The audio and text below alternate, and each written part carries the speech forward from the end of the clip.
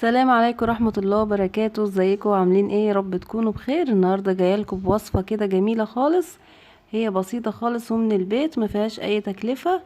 هنا معانا البوتاجاز، وده اهم حاجة بيكون في المطبخ اللي بنشيل همه تنظيف ودهون والدعك. هنتخلص منها بكل سهولة كده ان شاء الله. وهنبتدي نشوف اول حاجة هنعمل معاكم ايه. اول حاجة كده ان احنا هنشيل الحوامل بتاعة البوتاجاز، وهنحطها عندك جردل، عندك كروانة، اي حاجة غويطة كده هبتدي حطيها. لو انت عندك الدهون متراكمة قوي يبقى لازم الحوامل دي تبقى متغطية كده بالمية، وبتسيبيها من بالليل للصبح.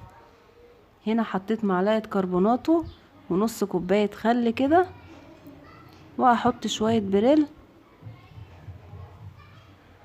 وهحط ليمونة كده كبيرة. لو عندك ملح ليمون يبقى افضل، بس برضو الليمون الطبيعي كده بيعمل معاكي فرق شاسع يعني.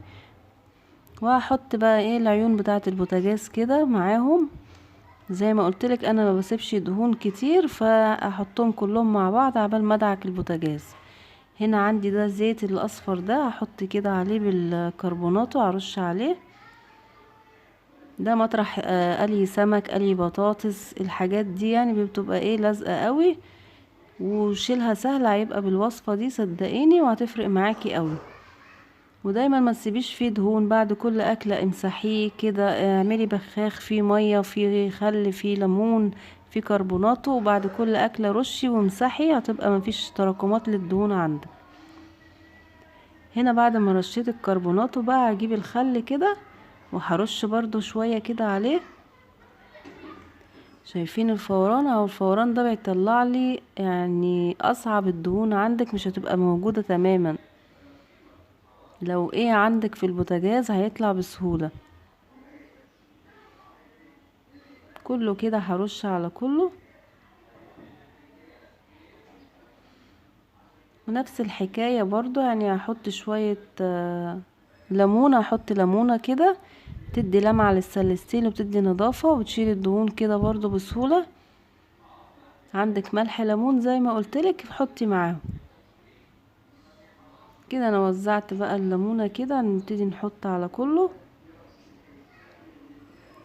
طول ما في حاجات طبيعية تغنيك عن المواد الكيميائية ديت، ابتدي ان انت يعني ايه تدوري على الحلول دي، لان الكيماويات والحاجات دي بتتعب. عارفين بالذات اللي هم عندهم حساسية صدر وكده بتتعب ايه النفس بعدين يعني من تكرارها يعني. بصوا انا مجرد ما جبت ليفة كده مش سلكة، ليفة عادية، ومشيت ايدي كده، بصوا الزيت اللي لازق ده بيطلع معايا بسهولة. شايفين؟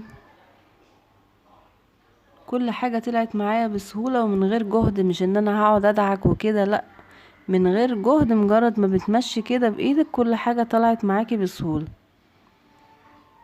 الزيت ده كان ناشف مطرح القلي السمك، وقليت بعديه بطاطس فبيطرطش كده على البوتاجاز، فكنت سايباه عشان انا برضه اوريكم الوصفة تعمل معايا ايه، واوريكم النتيجة كده قدامكم.